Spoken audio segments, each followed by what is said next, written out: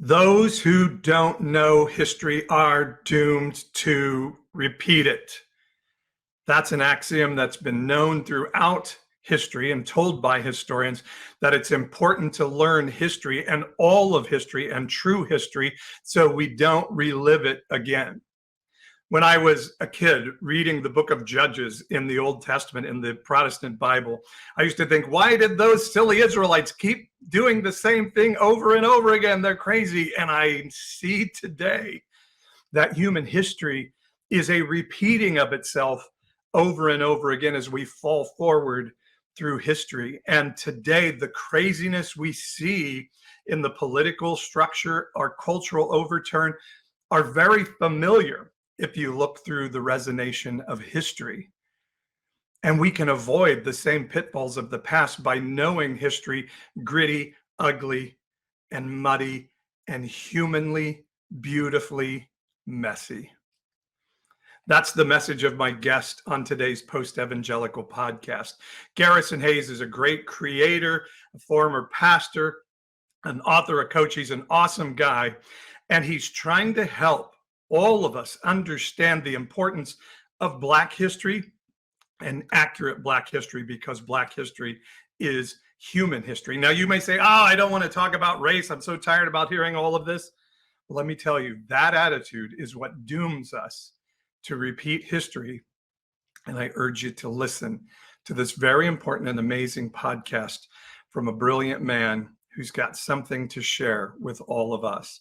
Garrison Hayes is my guest today. Let me remind you, if you like what I do, the content that I provide for free, the message that God is not mad at you, God is not mad at the world.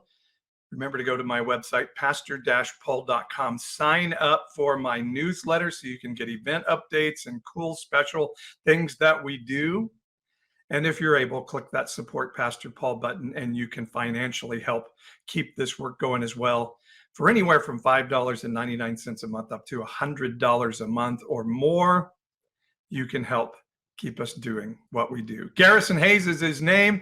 He's an amazing creator and an amazing man. Hope you'll enjoy this podcast from the post-evangelical pastor and pastor-paul.com.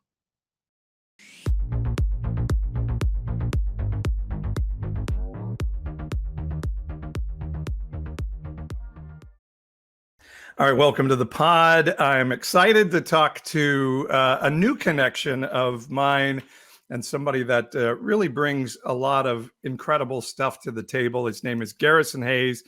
He's a video content creator, a writer, and just a really smart, wise guy. So I don't know if wise guy is the right term. Right. Which kind of wise guy are we talking about here? But a guy with wisdom. How about that? How about that? Garrison Hayes joins me on the podcast today. And Garrison, appreciate you making time. I know you had to jam home from work to get with us today. No, thank you so much, Pastor Paul, for just the opportunity to have this conversation with you and your audience, and just thankful for what you do online. So thank you. Like most people that I connect with these days, I find you on social media like TikTok or YouTube, which are kind of my favorite places to live these days. And how did you end up doing what is a lot of anti-racist content and really brilliant anti-racist content on TikTok? Yeah. It's interesting. I've been kind of a content creator for quite some time. I started out on YouTube in 2007. And so that was like a long time ago in a galaxy far away, it feels at this stage. Yeah. Life took me all in so many different directions, but in graduate school and seminary actually is where I really kind of developed this love for a retelling of history. I find that we've, in many ways, the way that history works, the way that time works, is that we get further and further away from the original story. And we come up with ideas that are completely disconnected from our history oftentimes. And so I find that to be true in the church and in Christianity. But I also find that to be true in this conversation that's very near and dear to my heart and to my lived experience of race. A lot of the constructs, the ideas, even the sayings, the things that we default to have distinct origins in history at different points in history. And so much of our conversation around eradicating or fixing racism feels untethered to that history. And so, summer 2020, the great reckoning, the racial reckoning, as some call it, really got this conversation of racism and how we can solve it started again. And about 6 months later, in January, I was just fed up with the way that we were talking about race. I thought no one's talking about race the right way. So I started out on TikTok. And of course, in the process, I meet plenty of people who are talking about race the right way, quote unquote, the way that I think is grounded in history and grounded in scholarship and beautiful research that helps us understand the complexities of this very complex issue. And I just wanted to contribute positively to that conversation. So that's how I got into it. Like I said, I've met some amazing people, yourself included, through the process, and seeing that there are so many different ways that people are approaching this issue and trying to tackle and solve this within their sphere of influence, whether that's within Christianity or the church or the public sector or just on their job, wherever they may be. People are taking their varied approaches to this, and it's really beautiful to see. I mean, I love that. I love that approach. You're a former pastor, so am I. Even though I still play one on TikTok. And I think if like history and like the Bible, which is in sometimes a historical textual book that we're reading, if we don't understand the history around the writing and around the words on the page, we miss what is actually being said. And so I love to do what I call modern day parables and take the Bible and try to paint a picture of what is kind of happening there and what that would look like to be ported into our culture. And so I hear you doing that as well with sort of our racial history. And it's do you find that it helps people to maybe apprehend what they're hearing and reading and thinking about in a little bit more tangible way? Yeah, I do find that to be true. Something that I say often is that your anti-racism is really only as good, potent, powerful as the history that informs it. And I find that bringing that history and hopefully telling those stories. I mean, it's kind of this funny thing on TikTok now, story time, right? Like having these moments of story time to tell the stories of how we got here. It just kind of opens, I think, people's minds and their eyes to issues, or really to approaches, to constructs, to structures, to systems. I can go on, that they may not have seen before.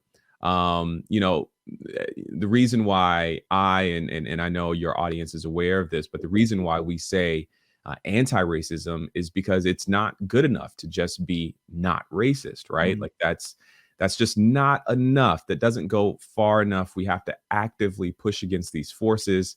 And history reveals the truth of that statement, that we have to be, powerfully and intentionally opposed to the forces of racism.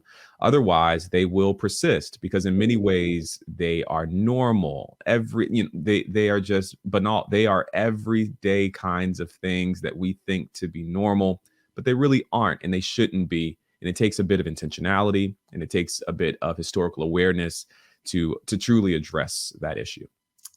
I have found this to be so true in my own life. I start talking about other people and I always have to stop and say, I have found this in my own life to be unaware of where race and racism are a part of my life as I've been brought up and all of these things. And so we constantly have to be checking ourselves, I think. And I remember when we were delving into all these topics and I was speaking out some on my outlets, very good people, a very good friend of mine, we were talking one day and he says, if those people didn't have so many children out of wedlock, they wouldn't have the problems they have.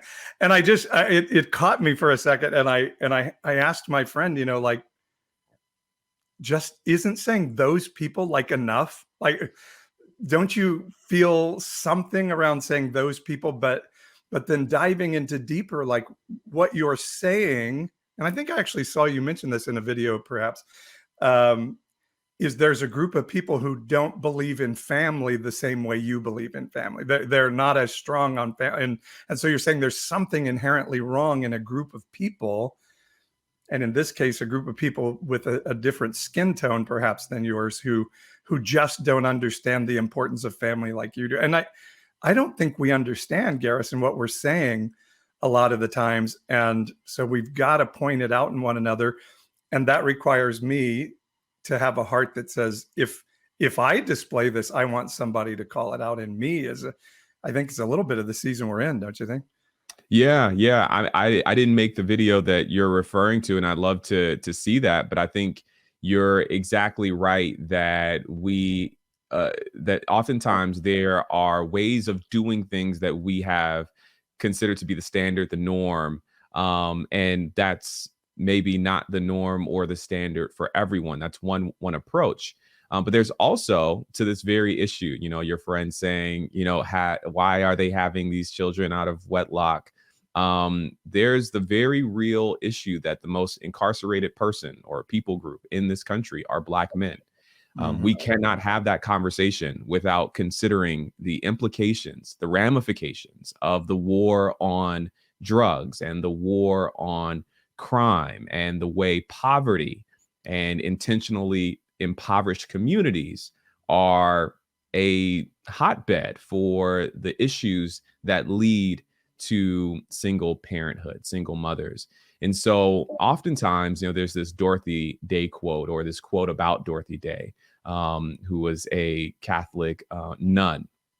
And they talk about how, people are pulling the babies out of the river. Why are all these babies coming down the river, and they're just kind of pulling them out? We don't have enough people to pull these babies out of the river. And they always say that Dorothy Day would ask, well, why are there babies in the river in the first place, right? Oftentimes our conversations are happening, my point, our conversations are often happening so far downstream that it would be impossible for us to accurately or adequately solve them at that location. It requires us to go way further upstream in order to really begin to mine the actual issues here. So if you're looking at why is it that there are so many single mothers in the Black community, you could maybe create an intervention to stop people from maybe engaging in sexual intercourse, or you could create an intervention to discourage women from, maybe whatever it is. But that intervention would be way too far downstream to actually address the systemic issue that creates these conditions. And so this is the history, right? This is why I'm so passionate about history and understanding the history that brings us to this moment. Yeah. And if anybody's not aware of what you're talking about, the documentary, is it 13th? Is that the documentary of That's right. 13th. Yeah. The purpose of kind of law enforcement and the prison system in our country, and how race played into that. And then what was one of the boys in New York, was it When They See Us? Is that what it was called? Oh yeah. When They See Us. Yep. Yeah. I would recommend anybody interested in allyship, for sure, and for sure just the understanding of the systemic issues that we're facing and all of this, that we're a country that declares ourselves to be free and our patriots are chasing after freedom, yet we have by far the highest percentage of our population incarcerated of any country in the world, or free country in the world, I should say, and that a much larger population of that percentage of that population is Black men than inhabit the percentage of our entire population. I don't know if I said that well, but you said, yeah. I'm sorry to cut you off there. Go ahead. I was just going to say the percentage of population made up in the prisons by Black men is far beyond their percentage of the total population. It is disproportionate. I think, a lot of times we talk about racism, and one of the things that's really been striking me, and maybe you all are getting a sneak preview of a video that I'll make in the future. But nice. There's this idea, for me, it feels like the word racism is truly inadequate. It's a fine word. It exists, and it describes so many different things that it's really hard for people to really drill into the value or exactly what it is that we're trying to talk about here. Let me give an example. There's this idea called structural determinism. Of course, us Theo bros like you and I are, we know what determinism is, the idea of predestination, that there's something that's already been prescribed to happen, perhaps by God or maybe by some other authority. That's the concept of determinism. Structural determinism purports that there are structures in place that just by virtue of their existence have determined some particular outcomes. This is an important part of racism. When we say racism, we're talking about, in part, structural determinism. The Eskimo people have some several hundred words for the idea of snow. And they talk about snow when it's the mushy stuff or when it's the powdery stuff. That's a different word. And it's a different word when it's somewhat melted but not quite water. And it's a different word when it's really really hard. There are all these different types of snow, and they have different words for all of these different types of snow. For us, we're like snow, and it just kind of is snow. Well, that means that the structure of our language does not allow, it is actually determined that we will not be able to, in a moment, in one word, describe all of the different complexities to this idea of snow. That's kind of a part of this idea of structural determinism. If you haven't read the book The Color of Money by Mersha Baradaran, when so much of the wealth of the Black community is literally stolen by the United States government, you have created a structure that determines poverty as an outcome. If you haven't, read the book The Color of Law, which is about redlining and the way segregation as a structure works, when you've tied, or when our country has tied education to your zip code, but you've also segregated impoverished groups into one particular place, you've created a structure that determines a very specific outcome for people who are raised or grow up in that kind of community. So I said a lot there, Pastor Paul, but what I'm really trying to get us to kind of understand is that, maybe I'm just repeating myself, that we have to go much further upstream to understand these issues related to things like mass incarceration and segregation and disproportionate outcomes and disparate impact by law, and all of the things that lead to the disparities that we see within Black and Brown and immigrant communities to this day. And I think we have to realize that what we're saying in our beliefs, like my friend I was talking about, is that, and we don't say it out loud, but what we are saying is we believe there's something inherent in a group of people that makes them less righteous, less good than us. Yeah. And even that those people versus us is, I think, something that we really have to break down in this season. I don't think Jesus ever had a those people and an us. And the fact that us, to a Caucasian white person like me, this is what somebody told me along the way this year that really struck me, or over the last year or so. You as a white person think you don't have a culture. You think you are culture. You think your culture is just the culture. And it's not. It is a culture, and you're telling everyone our culture is superior to yours.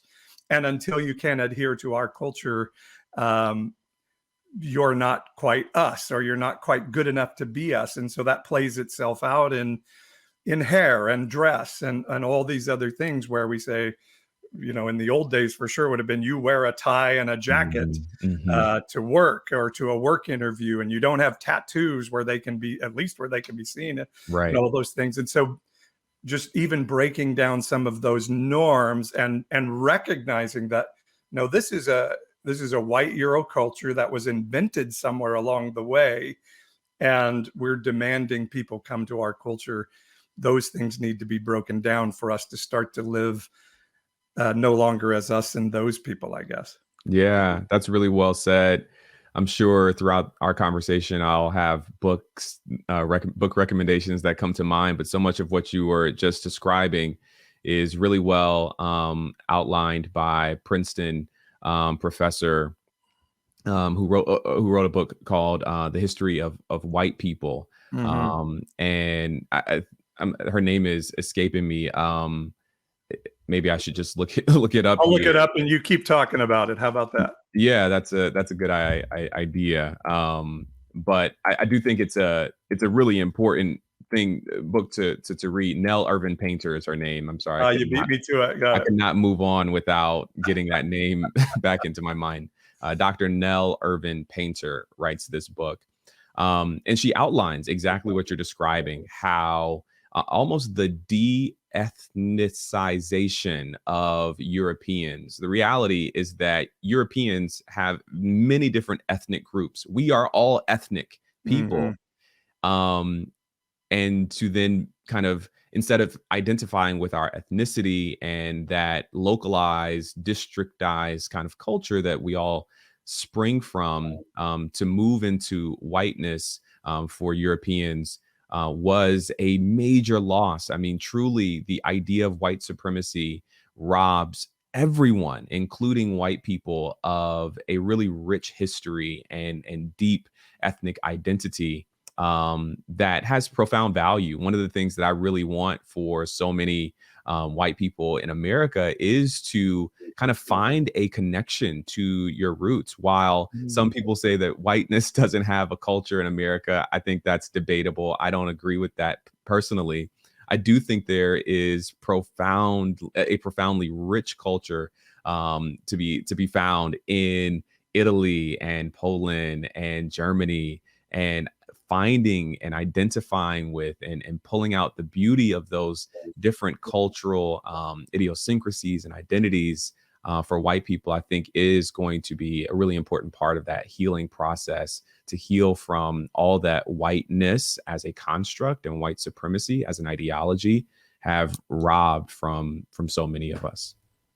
Well, I want to show people what you do, because you're brilliant at what you do, and I really love it. And so this is a video that caught my eye, and there are about 4 or 5 I was arguing with myself to play, but this one, I think, really, this was something I didn't know and learned from you. And so this is Garrison Hayes talking about the history of the N-word. So let's play that. How did we stop saying and replace it with the N-word? Plan in the basement said, quote, "We already have a nigger mayor. We don't need any more big shots." I'm so glad you asked, and buckle up, this story is crazy. As recently as the mid-1990s, it was totally normal in professional and journalistic life to blurt out the N-word when quoting someone else. I mean, yes, people knew that they shouldn't say it, but there was nothing wrong with recounting that someone else had said it. The word I'm thinking of is the word nigga that you kept using among yourselves, among your other friends. Like when 5 children in an upper-class suburb in this country write the hated word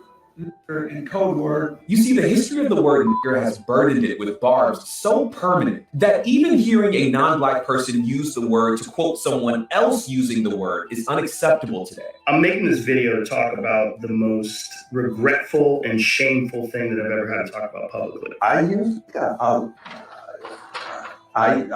used it. I admit it. I put the H on it to emphasize it's nigga. Nigga, please. Can you lend a pencil? That's just the way things were, until this guy gifted the world an alternative. This is Chris Darden. You may know him as the most unlucky lawyer of all time when he was tasked with prosecuting the O.J. Simpson case. When it was discovered that the lead detective in the case routinely used the word nigger to describe black people, and that there were recordings of him doing so. And you say on your oath that you have not addressed any black person as a... That's what I'm saying. He's lying.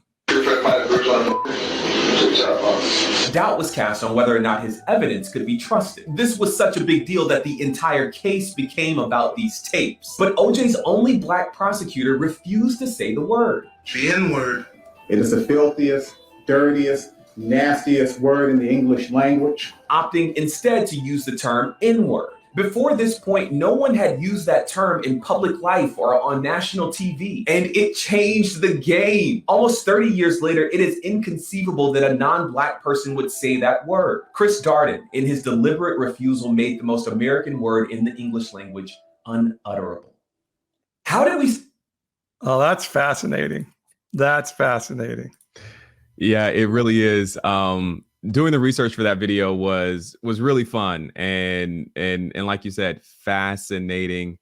I got the opportunity to listen to a lot of people saying the N-word, but including our current president there in that video. Including our current president. Apparently, and I learned this through the comments, this is somewhat of an aside, but apparently in court, you have to, if you're going to read a document, you have to read it word for word. Some people were like, he could not have said any other word other than that word.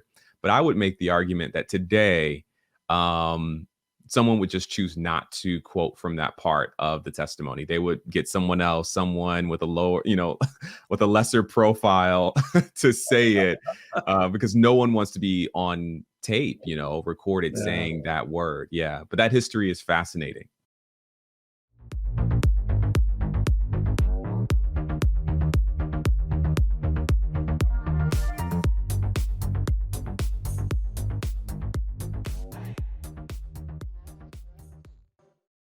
I hope you're enjoying this amazing discussion with Garrison Hayes. Let me take just a moment to ask you this question, though. Are you looking around you at culture and saying, wow, how did we get into this crazy mess? And do you think, how can I be a part of the solution to this season? If you're asking that question, you are not alone. And you're a part of the reason that I do coaching with Pastor Paul.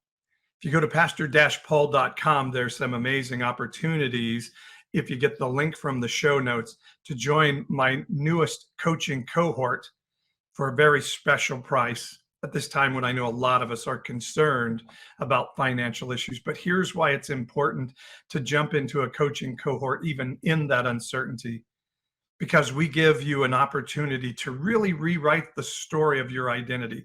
Who am I? What am I telling myself? What am I ashamed of? What are the things holding me back from being the fullest part of the solution of culture that I want to be? How can I be transformed so I can be a transformer of the world and people around me? That's what we work through in the Pastor Paul online curriculum and coaching cohort. One-on-one meetings, cohort education, and online curriculum that talks about the human need to be safe, to be valued, and to have a purpose-filled life. I'm offering you a life that is powerful and fulfilling and sustainable. You may say, oh, I don't need a coach, but trust me, Tom Brady doesn't say he needs a coach. Michael Jordan never said, I don't need a coach. We all need someone to hold us accountable to the goals we've set for our life because it's hard to do it on our own. We need a paraclete, someone who comes alongside, and that's my role as Pastor Paul. If you want to find out more about what coaching and a coaching cohort with Pastor Paul looks like, I've got a special offer. There's a link in the show notes, and you can find a special rate and a chance to have a free one-on-one consultation with me. Otherwise, you can just go to the website at pastor-paul.com to find out more about Reconstruction U and our coaching cohort with Pastor Paul. I hope you'll check it out, and I hope you'll be a part of the change and transformation of our culture with a life that's powerful, fulfilling, and sustainable. Reconstruction U is the name of my coaching cohort and curriculum, and I hope you'll find out more about it today. Now, back to our conversation with Garrison Hayes on the Post Evangelical Podcast. Isn't that interesting? And I'm still uncomfortable listening to music, and I'll be singing along, and then it has the N-word in it, and then I have to stop and not say that part of the song. Yeah. Because it is such an incendiary word. And I don't know, when you think about these anti-racist discussions you're facilitating for us and your sort of church history, how do you see anti-racism and the church needing to come together, the church needing to have these conversations, and where do you see the church and racism sort of today in America? Yeah, I unfortunately there's a deep history of racism and the church as we know it today. Unfortunately, so in the early part of the American church, or I should say in the early part of American history, the church really served as a, rubber stamping tool for racism. It was ideas of the curse of Ham and these ideas of biblical slavery that were used to justify the mistreatment and debasement of enslaved African people. And so the church has played an integral role in the way we understand race today, the structures of racism that we know to this very day. Many of them were approved by the church. So I think that history, of course I think that history is important. Of course I do. There's a reason we have a Southern Baptist conference. Precisely.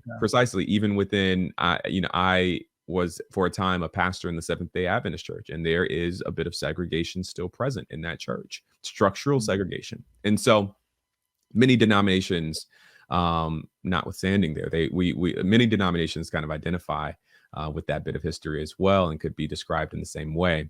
And even when we aren't structurally and intentionally segregated, as Martin Luther King Jr. said, Sunday morning is the most segregated hour in America. We are still incredibly segregated. So all of that, I think, is very important to, at the very least, acknowledge. But I also think it's important to acknowledge that the word of God is powerful and speaks powerfully to the things that divide us, and the way we can utilize the word of God. We can utilize the Bible as a powerful tool in deconstructing these structures and these habits and these prejudices, seen and unseen. I think about the early church.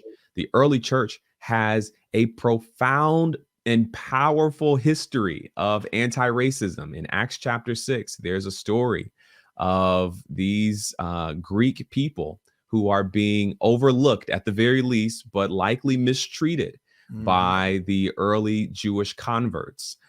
They feel as though they aren't being serviced and served in the same way. And so the early church, they're forced to make some decision. And how are we going to address this blatant discrimination that's happening here within our ranks? And what they choose to do is powerful. They choose to repair. What they do is they choose among the Greek converts, they choose, I believe, 6 or so. They choose a number of elders that they raise up. You can tell that they're from that community because the names are Greek names, right? They're not Hebrew names. So they choose people from the marginalized community and they put them in positions of power. They decide to share power. They don't say, hey, get over it. Hey, that was so long ago. Hey, we'll change. No, they say something's happening here that we need to make structural change to ensure that this inequity does not continue to be perpetuated. And so they make that structural change by sharing power. I think that's an incredible and powerful example of the way in which the modern church should learn from the early church about how we deal with these issues of difference and discrimination. Yeah, I love that. I love that. And understanding, I always try to, emphasize who the Samaritans were and what the Samaritans represented to the people around Jesus, and for him to make the Samaritan the hero of the story, what that means. I always say, if an incarnate Jesus was walking around in America today, that would be the parable of the good Islamic fundamentalist, or the parable of the abortion provider, or somebody like that, to really bring our most hated villains and make them the hero of the story. And I love thinking of, like, I say every certainly white evangelical Christian should have to read Jonah chapter 4 at least once a year and put themselves in Jonah's shoes and say, God, I'd rather be dead than live in a world where you love those people. Yeah. Wow. And say those words out of our own mouth and think, am I okay with that? And for me, Garrison, it was, my wife and I really saw the danger of right-wing evangelicalism coming in the Bush years, the G.W. Bush years.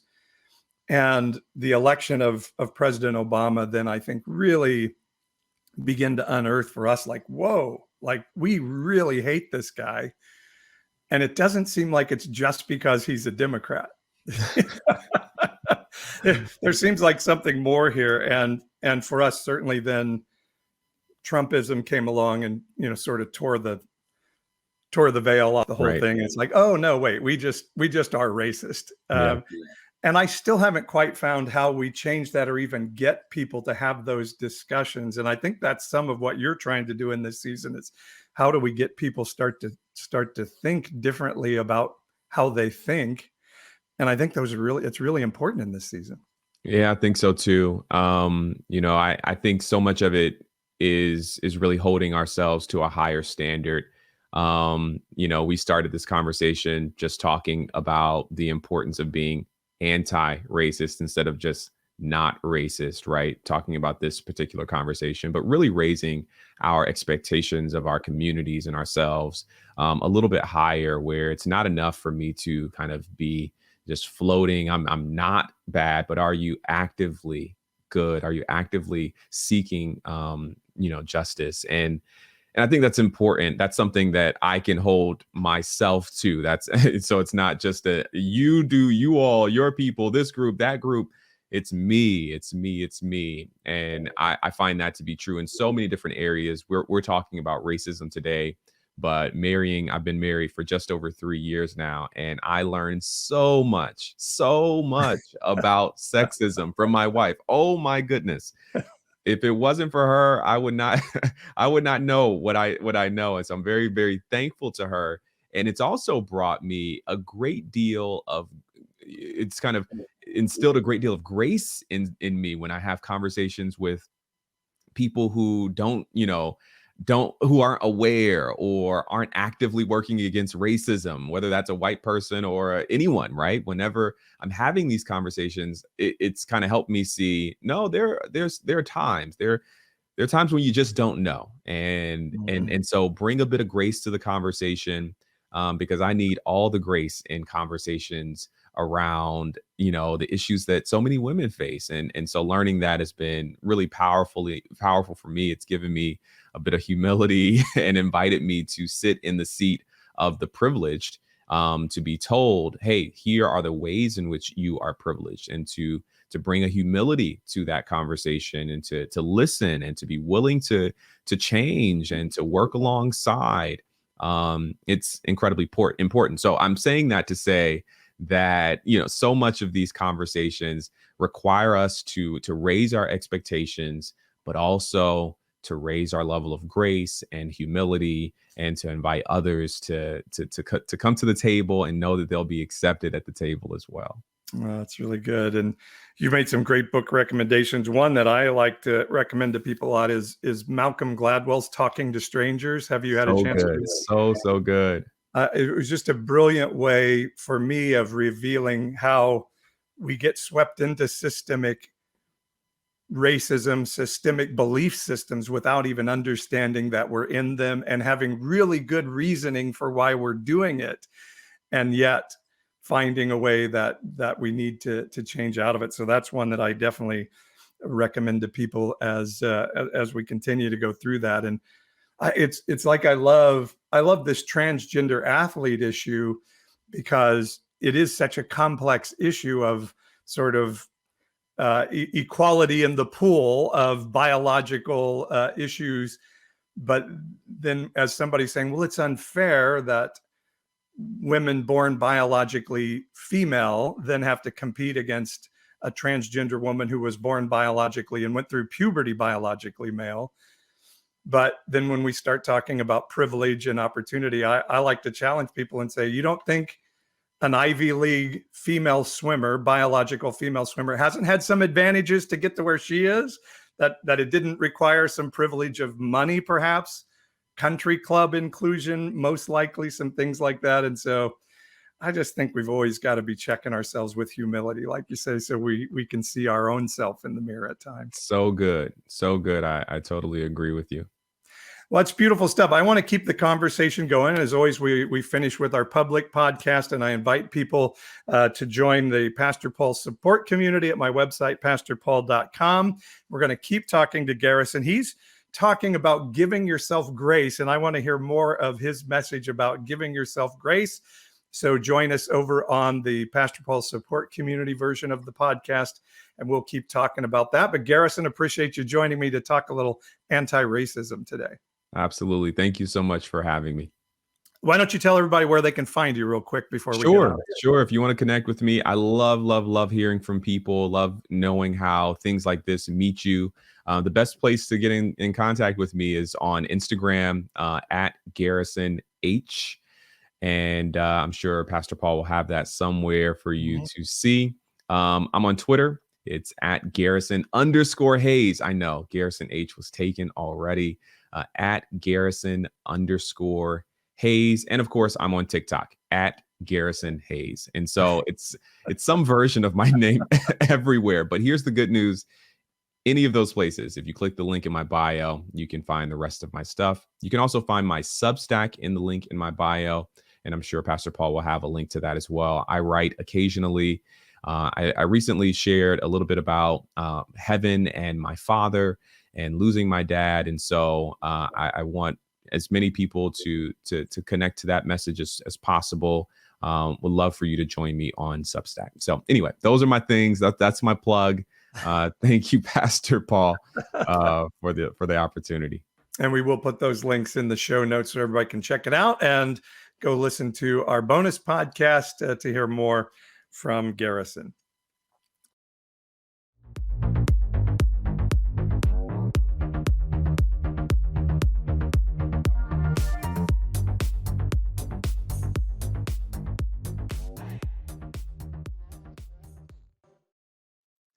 What an amazing discussion, and thank you for joining us.